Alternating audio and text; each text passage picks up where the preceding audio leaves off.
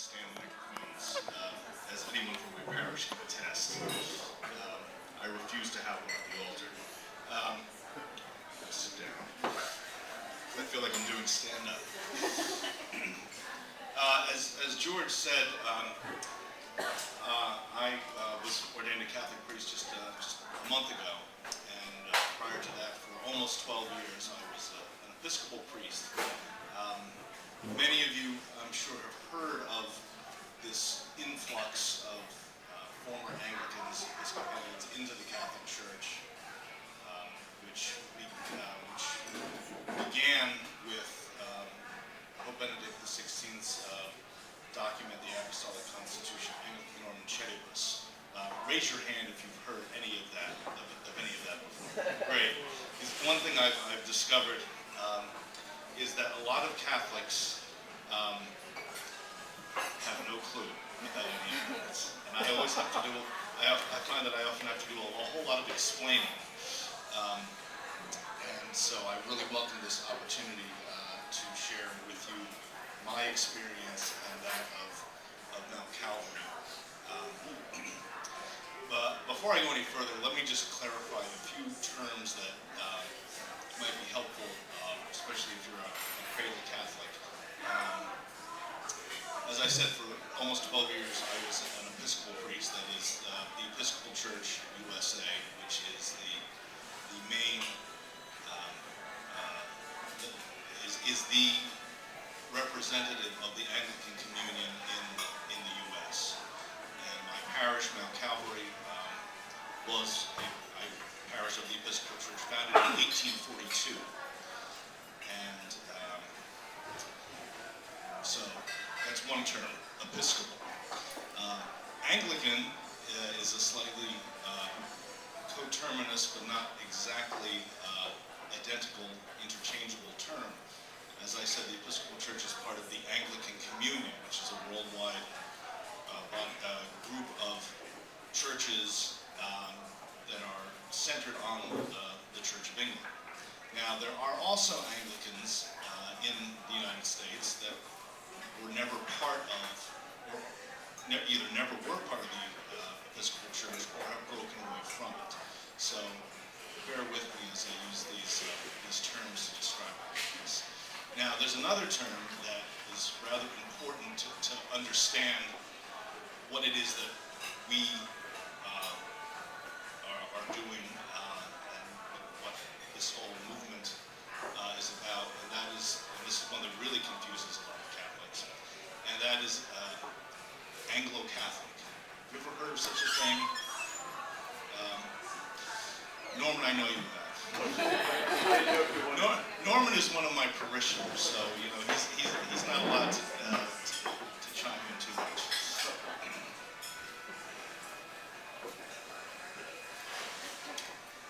Within the Anglican tradition, there is a very wide variety of theological views and liturgical practice, and by wide I mean very wide.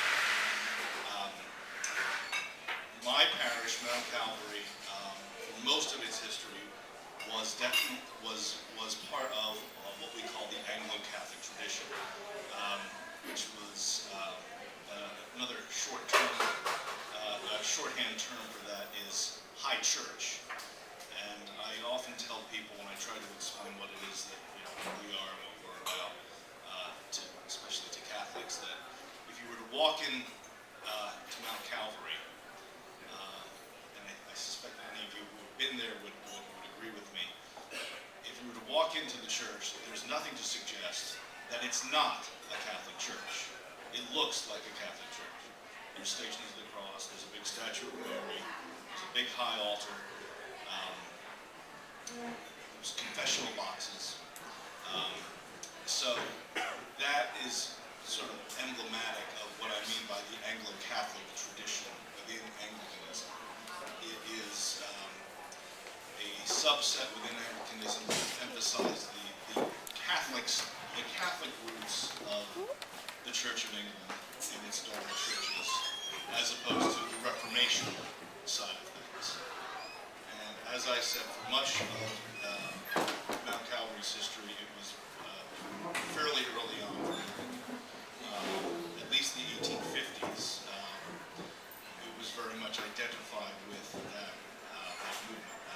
One person I'm sure you're familiar with that is most identified with the Anglo-Catholic movement within the Church of England was Blessed John Henry Newman. I'm sure you've all heard of him. Was beatified just about 2 years ago by the Holy Father. Newman was really one of the founders of that this movement within the Church of England, this Anglo-Catholic movement, until he himself became a Catholic in 1845. After which leadership of it passed to others, but the movement continued on. And one of the things that the characteristic of the Anglo-Catholic movement over much of its history was a desire for, not just for the Church of England and its daughter churches in the Anglican Communion, to recover some of their pre-Reformation Catholic identity, but also to work toward Catholic reunion in the present day, and principally reunion with the See of Peter. Newman came to the opinion that this was not likely to occur on a corporate body, on a corporate level, and so he became a Catholic on his own, although there were a number of people who had been followers of the Anglo-Catholic movement, followed him to Rome and sort of be a steady stream from then until the present day. And that's much of the background for why the Holy Father did what he did in 2009 with Anglican Ordinariate. That document for many of us Anglo-Catholics was very much an answer to prayer. We really, we had, like Newman, had hoped to see some sort of corporate reunion between Anglicanism and the See of Peter, but we've begun to give up hope that this could happen on a wide scale. And if any of you have heard anything in the recent General Convention of the Episcopal Church, which has been going on this past week, some of the decisions that were made there, you could see why we what reasons why we might have begun to doubt that there was a possibility. And so a number of individual Anglicans in small groups approached Rome over the last several years, and what emerged from that was this apostolic constitution, which, among other things, introduced a new term into our vocabularies, one that I'd never heard of, called an ordinariate. Have you heard of this ordinariate thing? I never heard of it before 2 years ago, although I understand they do exist elsewhere in the Catholic Church. An ordinariate is, for practical purposes, a diocese that is not geographically bound like say the Archdiocese of Baltimore.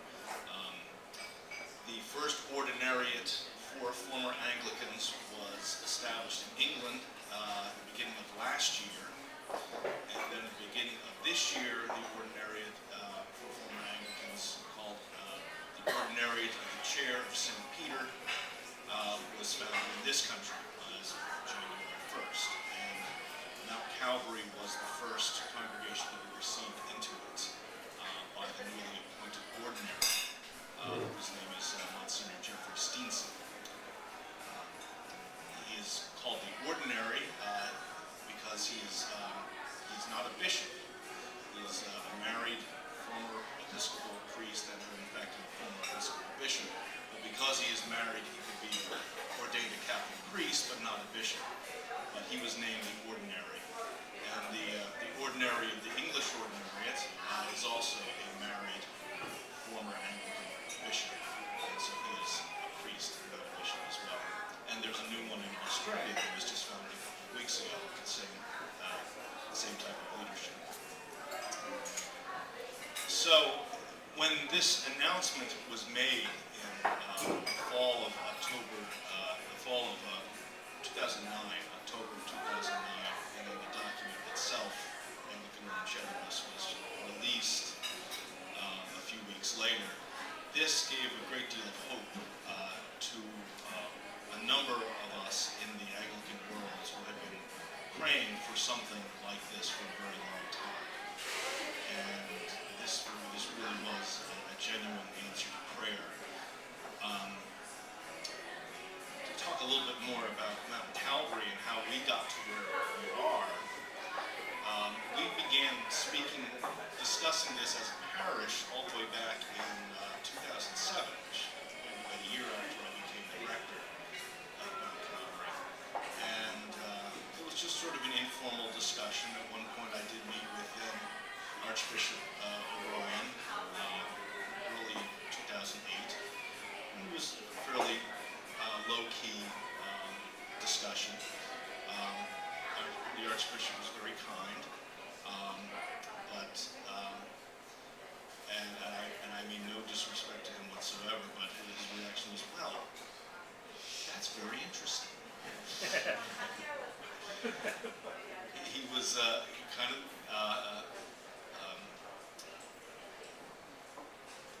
I don't want to say, well, he was a little mystified by these Protestants who kind of thought of themselves as Catholics and really wanted to become Catholics.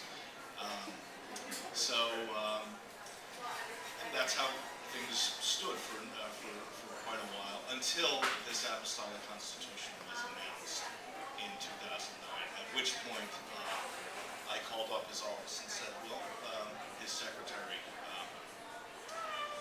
and said, well, maybe we can start talking about this. And I immediately got a call back saying, well, yes, the Archbishop wants to meet with you, and the Chancellor of the Archdiocese, and the Vicar General of the Archdiocese. Clearly, things had changed.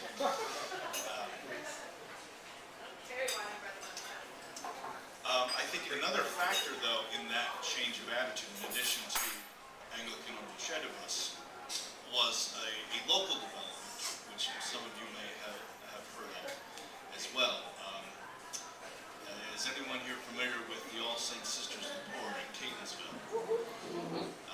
The All Saints Sisters were Mount Calvary's parish sisters.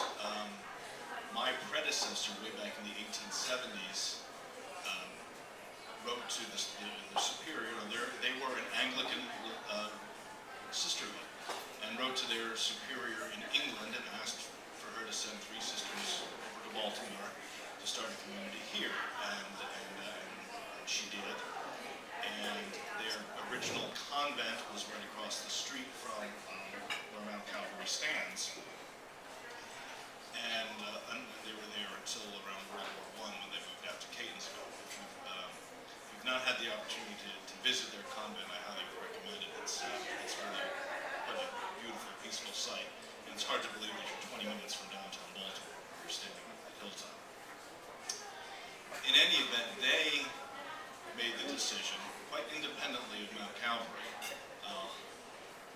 to themselves be received into full communion with the Catholic Church. And that happened in September of 2009. 10 of the 12 sisters and their chaplain, Father Warren Tangi, were all received into the church by Archbishop O'Brien. And so that too, that certainly helped the Archbishop and others in the Archdiocese have a deeper understanding of who these Anglo-Catholic characters were and what we were all about. So that was a very important development, I think, on that level. And it was also an important development for us, for the people at Mount Calvary, for that to take place. Because the sisters always been a very important part. Even after they moved out to Catonsville, we've always had a very, very close association. The sisters would come and teach Sunday school at the parish. And, there were chaplains over the years would come and assist the clergy, and the clergy around Calvary would say Mass out of the convent, and so forth. So there was always that very close association. And so when they made that decision, that was deeply meaningful to the people of the parish. And so that was in the fall of 2009. As I said, the Apostolic Constitution was later that fall. Shortly before Christmas, I had that big power meeting with the Archbishop. And it was during the course of 2010 that the process really got rolling. Culminating on October the 24th, 2010, when the congregation voted to leave the Episcopal Church and to seek to become the Roman Catholic Church, ultimately to be part of the Ordinariate when it would be established in the U.S. And that vote was nearly unanimous. Now, another thing you should be aware of, in Catholic terms, we're talking about very, very small numbers. When we were received into the church this past January, we're talking about a total of 45 people. Families, people.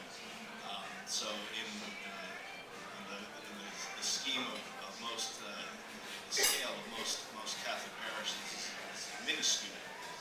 But for us, it was deeply significant. And besides myself, there were 3 other clergymen associated with the parish who were received, 2 of whom were ordained with me last month. And so that decision in October 2010 was a very important step in this whole process. The parish made it public. And I was just talking to George a minute ago. He was there that day when we took the vote, and didn't argue it shortly thereafter.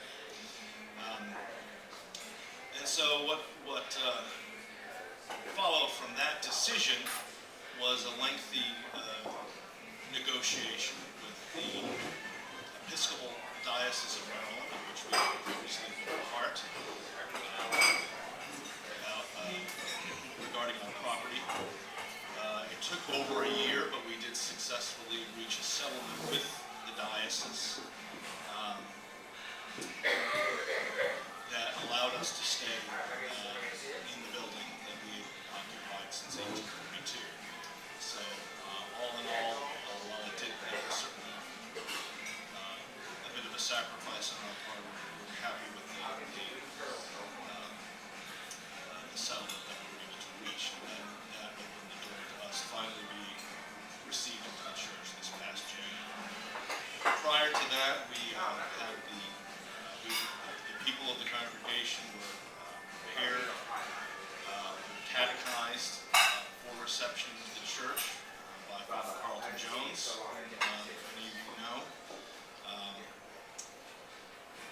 Himself a former Episcopal priest, he had been assigned to us by the Archdiocese to be our mentor, and has been just a real godsend to us. After we were received in January, until I was ordained and the other 2 clergymen were ordained, Father Carlton said Mass for us since about 2 other of his buddy Dominicans. And that has been truly a blessing to us. So, what else can I say? This is obviously an ongoing journey that the parish has been on. I can't say enough about how proud I am of the individual people of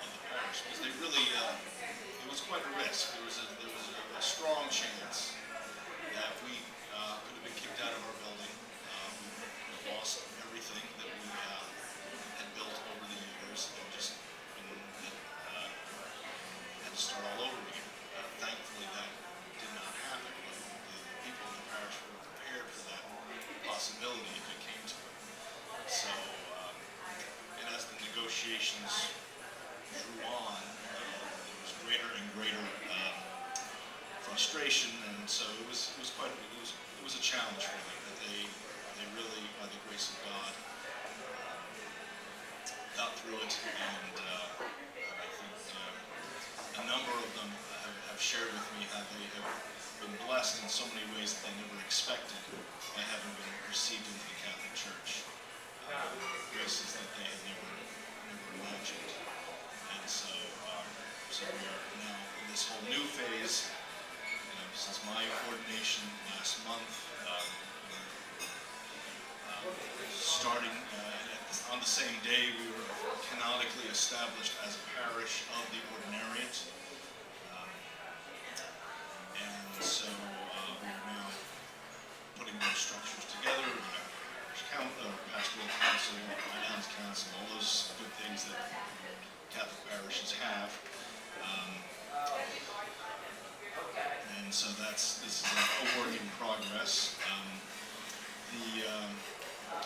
One of the reasons that this is such a dream come true for us and an answer to prayers is that the Apostolic Constitution, one of the things that it envisions is for groups of Anglicans to come in as groups, not just as individuals, but for those groups to preserve some aspects of their own tradition, what the Holy Father calls the Anglican patrimony. We're still trying to figure out exactly what the Anglican patrimony entails, but one thing we are certain that it entails is liturgical practice. And if you were to come to Mass at Mount Calvary, you would notice some things that are a bit different from the way things are done in a typical Catholic parish.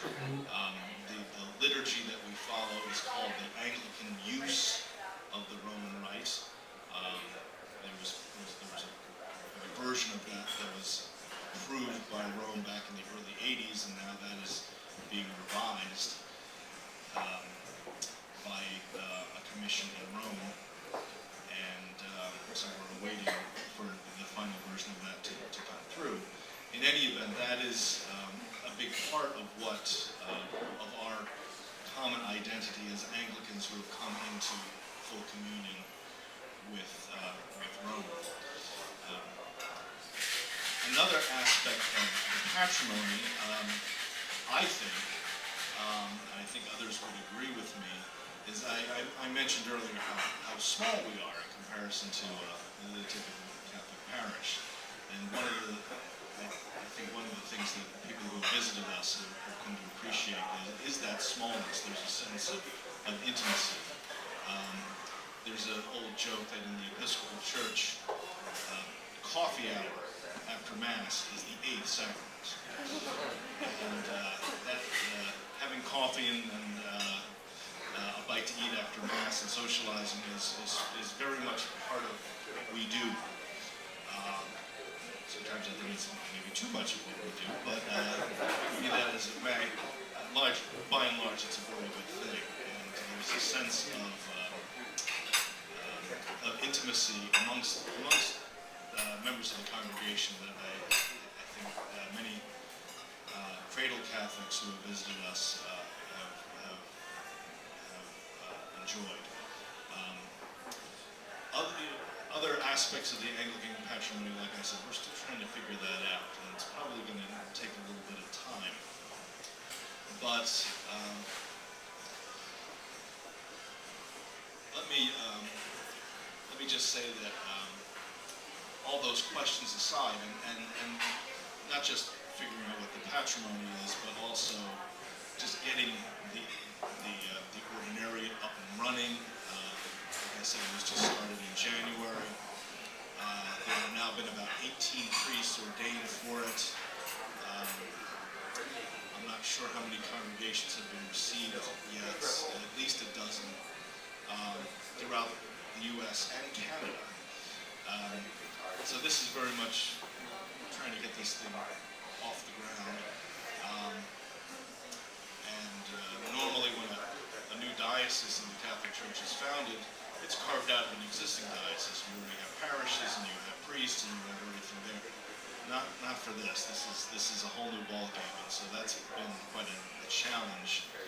And so, as I say, this will be an ongoing project within the Catholic Church. Let me just conclude by saying I think there are the reason why the Holy Father did this. Obviously, it was a response, a pastoral response to persistent requests by groups of Anglicans over the years, over a number of years, who sought some form of corporate reunion with the See of Peter while retaining some aspects of their Anglican heritage. There is that, to be sure. I mean, indeed, it very much is more than any of us could ever have. Those of us who have been hoping for something like this for a number of years is what actually was granted by the Holy Father is far more generous supervision than we had ever imagined would be possible. But a further aspect of this is I believe strongly, and I think others in the Ordinariate would agree with me, that this is part of the Holy Father's vision for the new evangelization. This is not just about giving us strange Anglo-Catholic people a little haven in the Catholic Church. We are meant to be an evangelical enterprise and to be a vehicle by which non-Catholics are drawn to the Catholic Church. If coming into one of our congregations makes it easier for someone, say, of a Protestant background, to enter into the Catholic Church, then if that's the case, then we're doing our job. We're doing something right. If it is a vehicle for bringing lapsed Catholics back into the Church, this too, I think, is part of the Holy Father's vision of why this has been done. It is a pastoral response to our requests. It's a part of the new evangelization, and it's a part of the ongoing, I think, liturgical renewal that the Holy Father has encouraged, has spoken of so eloquently in his pontificate and before. So for all of those reasons, we are deeply grateful to be a part of this. Speaking for myself and for others at Mount Calvary, we certainly are also grateful for the welcome that we have received here in the Archdiocese of Baltimore. I've gotten to know a number of the priests of the Archdiocese in the last couple of years, and that's been a great blessing. A number of very fine priests here. As I said, Cardinal O'Brien has been very supportive. He ordained me to the diaconate on May 12th, one of the last things he did before he left for Rome, which was a great privilege for me, and then a privilege to be ordained by a priest by Archbishop Laurie in one of his first acts as the new Archbishop. So it's been quite a journey, and we are thankful for the guidance of the Holy Spirit through all of it. Thank you.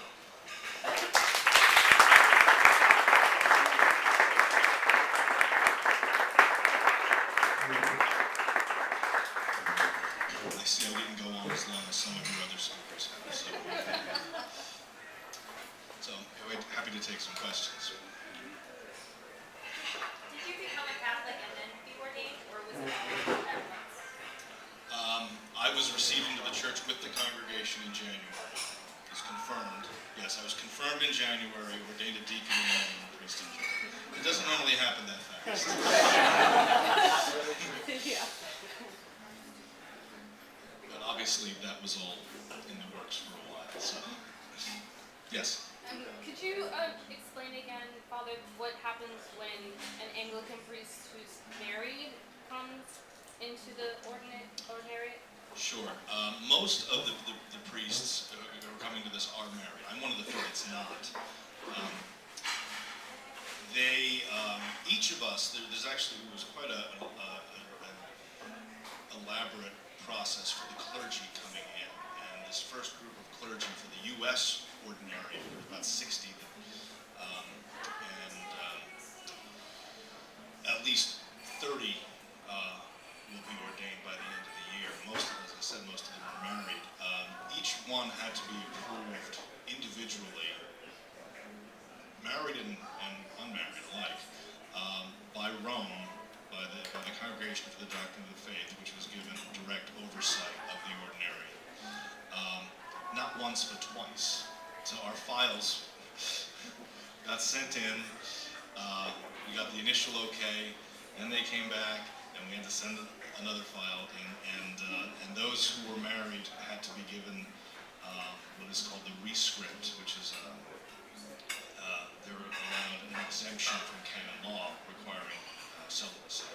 So that came in after the final review. Yeah, do you know if the ordinariate is actually open to other denominations that would probably want to convert to the church as well too? You mean people of a Protestant background who never say were Episcopalians? Well, besides Episcopalians, maybe like Lutherans or Methodists and whatnot. Well, are you wondering if people from other backgrounds would be allowed into the Anglican Ordinariate, or are you asking if would there be a separate ordinariate, say, for former Lutherans? Right. Well, if they'd be allowed into the Anglican Ordinariate, or there had to be like a separate one. At this point, there probably won't be any other ordinariate structures like this in a given geographical area, but it's clear that people from other Protestants from other backgrounds, whether Lutheran or Methodist, would certainly be permitted to come into the church through the Anglican Ordinariate.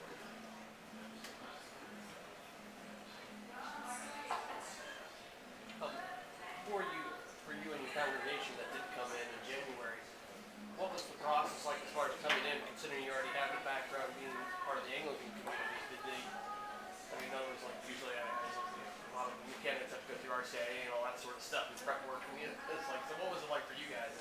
Thankfully, we did not have to do ours. I won't say anything more about that. But I will say that is what Father Carlton Jones did for us. We actually did it over at his parish, St. Philip and James. Every Sunday after Mass, we would just carpool over there, and we'd be there for an hour and a half. And that was, let's see, from January until around Easter of last year. So that was, they were very, the Archdiocese was very understanding of where we were coming from, that this was not, we weren't a bunch of unchurched people coming into the Catholic Church, and in many ways we were fairly well catechized. We knew what a sacrament was, for instance. I'll just tell you one funny anecdote from that. Before Father Carlton started giving this instruction, we had some instructors who were perhaps not quite as understanding of where we were coming from. And the first couple of sessions, and one of them concluded class by saying, and next week we're going to talk about the liturgical year. And one of my smart parishioners raised his hand and said, "What would you like to know?"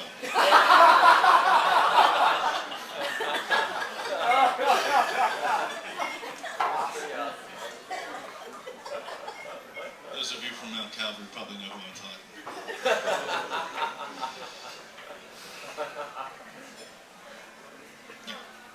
My family converted to Catholicism when I was 6, and so I have grown up with I feel privileged to know another kind of Christianity, and I don't take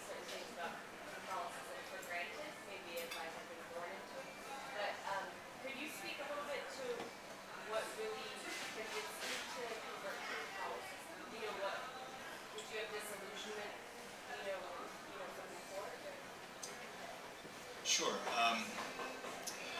Well, a lot of people tend to, especially in what coverage there's been of this in the secular media has tend to focus on, well, these are very conservative Episcopalians who got disgruntled about the ordination of women or homosexuality in the Episcopal Church, and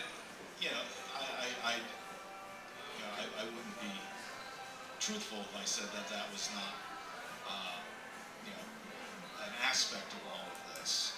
But those things were really symptomatic of what the real problem for us came to be in Anglicanism, and that was lack of authority within the church and lack of visible unity or any hope of such visible unity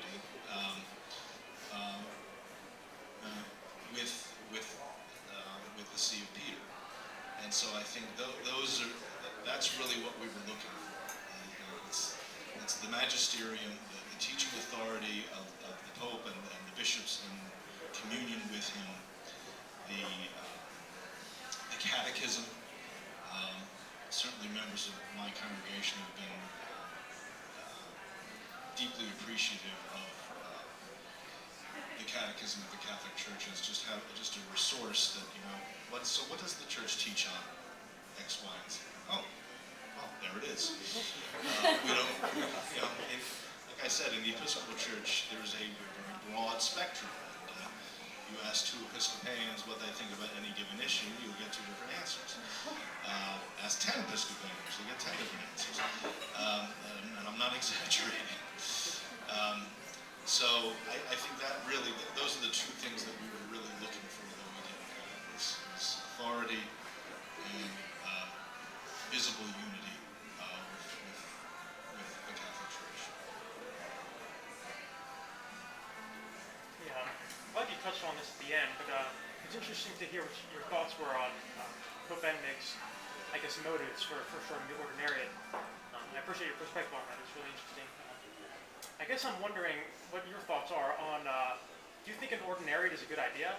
Because that's I think one of the kind of, I don't want to say hot button issues, but it's kind of a brewing question whether it's a good idea starting an Ordinariate versus becoming part of the Archdiocese. What do you see as the relationship between I think that's a legitimate concern. And it's certainly it's unclear exactly how structurally this is going to work. I think there are some legitimate concerns about it, to be sure. I think for us at Mount Calvary, I think with sort of the Ordinariate is sort of the best of both worlds for us. In other situations, it might not be as helpful. I mean, we have developed a good relationship with the Archdiocese, but at the same time, we also have our own distinct identity. And I think that's, for us, it's working out well. But I think, it does remain to be seen if this sort of jurisdictional experiment is going to make it for a long haul. I don't know. But as far as I'm concerned, so far so good. Yeah, I like what you said about Benedict, what your thoughts on the new organization. I hadn't really thought about that term, but I think that makes sense. Can you describe some of the main liturgical differences between the two masses? Sure. Our Mass is, we celebrate ad orientem. People receive communion kneeling at the rail. The language, the English translation is a bit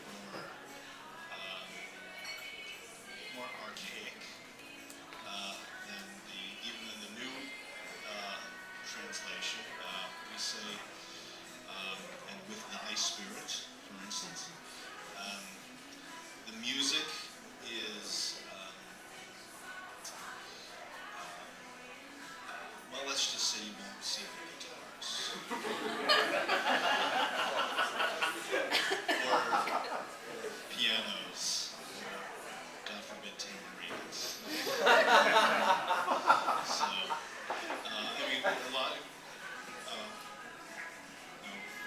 chant and hymnody is kind of, I think those would probably be the most distinctive things.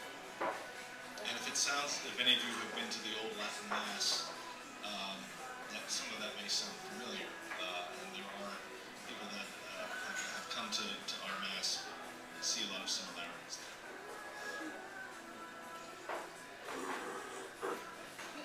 Hi, thanks for the talk. Full disclosure, my father-in-law is actually Father Edney from Christ the King up in Castle.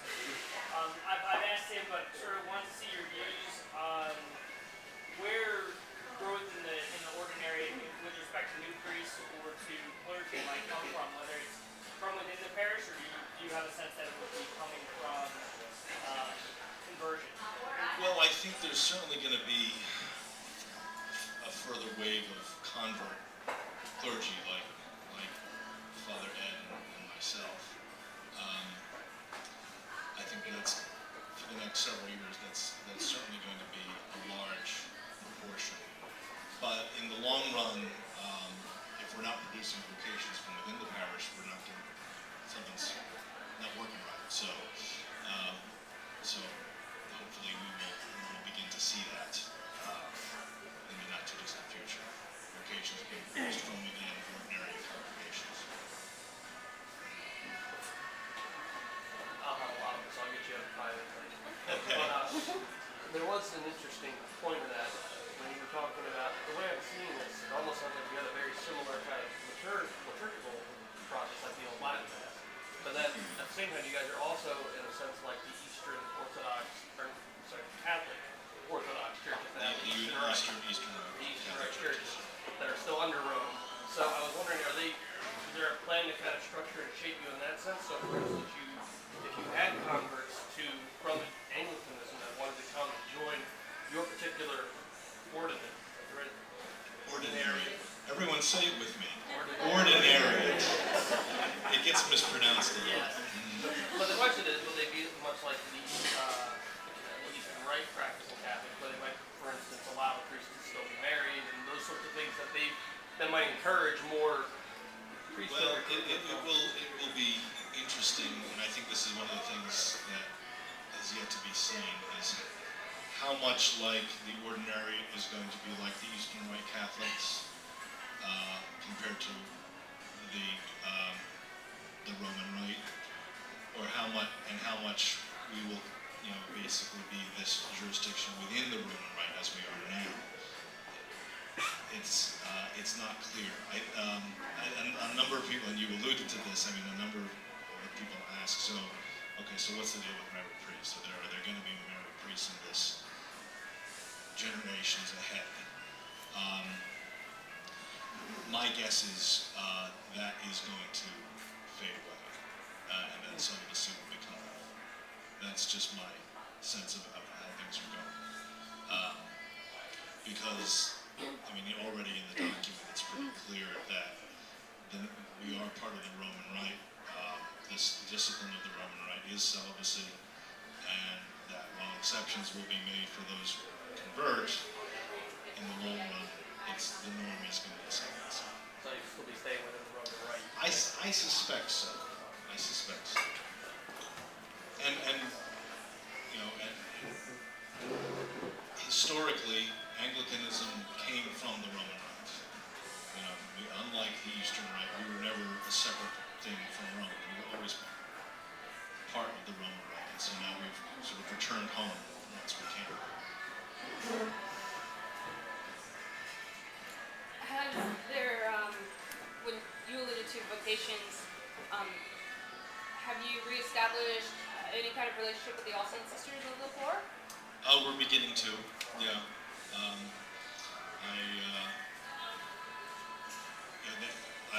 I've known the sisters, and the sisters have known me before I was an Episcopal priest, so we go way back, and but we have begun to reestablish that relationship, and we're going to begin talking about what ways they can be involved with us and vice versa. So yeah, that's very much high on the agenda. Question about the saints. a lot of times we just kind of, I guess, focus on John Henry Newman or St. Thomas More, but is there any way you're kind of bringing in some different saints, or maybe the divines of the church or things like that, or kind of different devotional practices? Well, in terms of devotion to the saints, I think one that, aside from those, certainly are important ones that we look to, Mother Seton. A lot of people don't know, a lot of Catholics don't know that she was a convert from the Episcopal Church. And we at Mount Calvary have a particular association with her because we're in a neighborhood called Seton Hill. It's right up the street, Packer Street from the house where she lived. Some of you may have been there. The old St. Mary's Seminary was. And so that, she's certainly one that we have a devotion to. We actually have a relic of her. We've had it for quite some time. Another one, Thomas More, Stella Warner, John Fisher would be another. But as far as maybe the more Anglican ones, I guess. Well, are you talking post-Reformation Anglican Talking about, yes, figures? post-Reformation. Well, I mean, there are theologians that we would revere to a certain extent, even if they did not end their lives in full communion. People like John Keble, who was one of the leaders of the Oxford movement, along with Newman, Edward Pusey, who was another. Some of the 17th century figures like Lancelot Andrews, Jeremy Taylor, and they certainly are part of our patrimony in a broad sense. Veneration of saints, of course, we have to be careful there. Right. Anyone else? Give someone else a chance. How do you feel about C.S. Lewis? He would be very much on that list of Anglicans. I personally am not, as much as I would love to think that Lewis would become a Catholic, I'm not entirely convinced by some of the recent suggestions that he would have been. But it's nice to imagine that he certainly he certainly plays a role in all of this. Absolutely. From an evangelization perspective, how, if at all, has your message changed in growing your congregation and your faith community now that you're a Catholic faith community versus?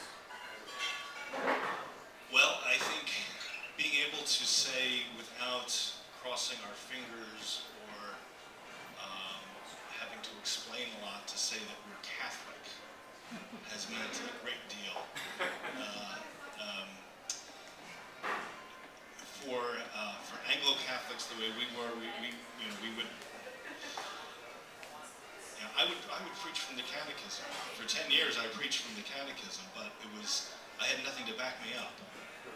Now I have the magisterium to back me up, and I don't have to. I'm not simply exerting, preaching this on my own authority.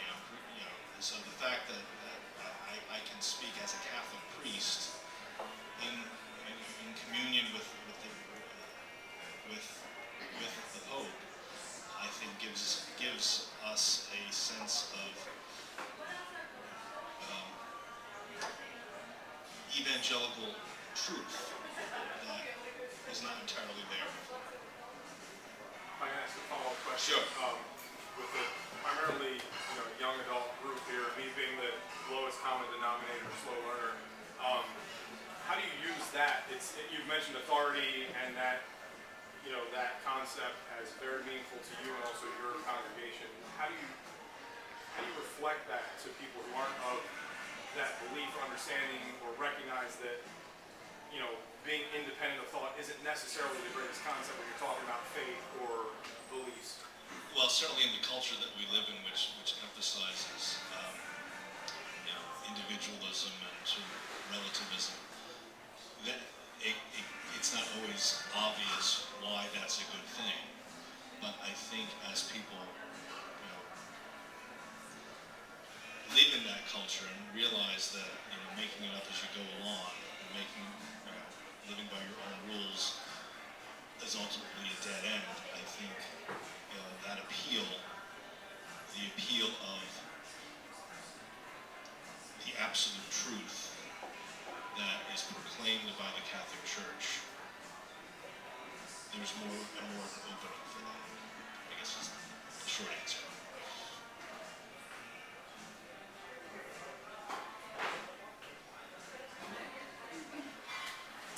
Anyone else?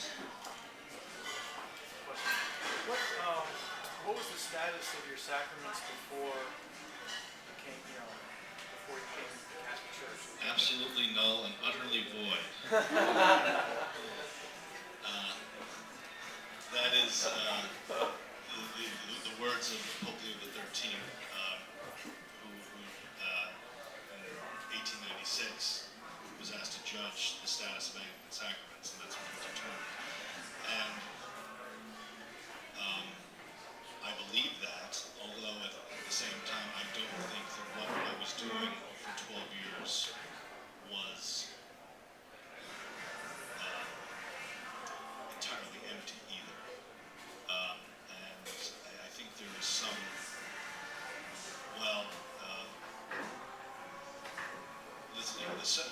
the Church's understanding of the sacraments is that a valid sacrament, we know that there is grace given through a valid sacrament. It's conveyed by a valid sacrament. But we don't say that God limits himself in his giving his grace just to the sacrament. So certainly there was something going on, or otherwise I don't think we would have gotten to where we are. But yes, in the technical, canonical sense, yes. Besides baptism and marriage. Besides baptism and marriage. Besides baptism and marriage, correct, yes. Baptism and marriage certainly were valid. I mean, how does that speak to your belief in the real presence? The week before we converted versus the week you got ordained. Well, you may recall, Noah, that it was getting harder and harder for me to say Anglican Mass the closer we got to the day. Father David quit saying confessions like months before. Yes, I know he did. And that was part of the tension, I think, in the prolonged. If things had not been as prolonged as they were, I think that might not have been an issue. We might have been able to, I don't know, the timing would have worked out differently. Yeah. But it's certainly, for me, it did get harder and harder to celebrate Mass as an Anglican when I knew that once we were received, I was, a layman just like everyone else until I was ordained in the Catholic Church. So there definitely was some tension, both internal and external. Yes? Did you say that 45 people from your parish converted? What happened to the other people? And you still have relations? Sorry, this sounds weird, but did they join another church and you still talk to There them? were a few people that, from the time that we started talking about it until the time we actually got to the vote, sort of decided that, I'm supportive of now Calvary doing this, but it's not really for me. And I'm in touch with those people. Was it a big parish? No, frankly, they've gotten quite small over the years, in part because, to be honest, I could think of about a dozen or so people that became Catholic on their own before we did this, just since the time that I've been. For a lot of people, now Calvary was their last stop before becoming Catholic anyway. So that was probably another factor that made this an obvious course for us. Can I actually say something about that? We're part of the Ordinariate too. My father is a very priest in the Ordinariate, and we actually have a bunch of people who still come to our church, but they didn't actually get converted. Ours moved just really fast too. My dad was ordained on Saturday, and we all converted on Sunday. There were about 120 of us, but there are still a bunch that still come. They don't receive the Eucharist. They don't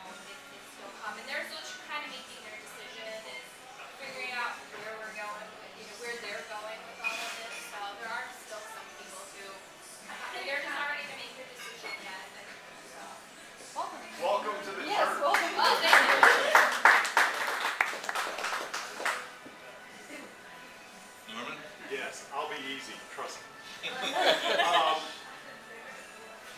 The mission of the Ordinariate is obviously to throw a lifeboat, which you said in so many words, for disaffected or frightened Anglicans. You see other Anglican parishes mimicking what Mount Calvary and others have done in the future, that we all know those conservative Anglican parishes that are afraid to come over because they have their ancestors in graveyards, they have memorials in their beautiful stained glass windows. Do you see them having a trend where some of them would come over? I think there probably will be some other parishes that come over lock, stock, and barrel like we did. Although I suspect as time passes that will become less frequent. That's what? Less frequent. Okay. Less likely. And it will be more groups of individuals from here and there coming from different congregations as opposed to an entire congregation with their building, clergy, and everything. But I do envision that happening. I doubt that will be the last. I sure hope we're. Yes. Yeah, I've heard some rumors. I wonder if you could confirm these rumors and maybe an expert in the subject. Actually, the Queen of England has been flirting a little bit in and out with the Roman Catholic Church, showing up at masses and such, and telling them to say the chair for her, that kind of thing. Any comment on that? Well, Her Majesty is certainly a very devout Christian woman, and she's certainly shown herself to be more friendly to the Catholic Church than many of her predecessors. Including recent predecessors. I wasn't talking about but it would cause a constitutional crisis in the UK if she were to become a Catholic. So I think the likelihood of that is virtually non-existent. But it's nice to think about.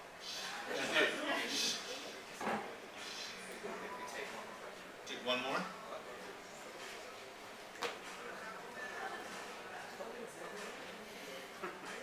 All right.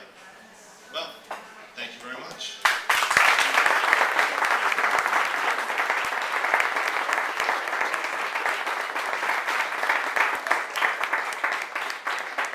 Thank you, Father, for that great talk. And if you would like to visit Mount Calvary, it is right here in Baltimore, and I think Norm has some pamphlets or some brochures about Mount Calvary. It has their worship schedule and some other information on there. They also have a website, and I think that's on there as well, that you can find out more information about Mount Calvary.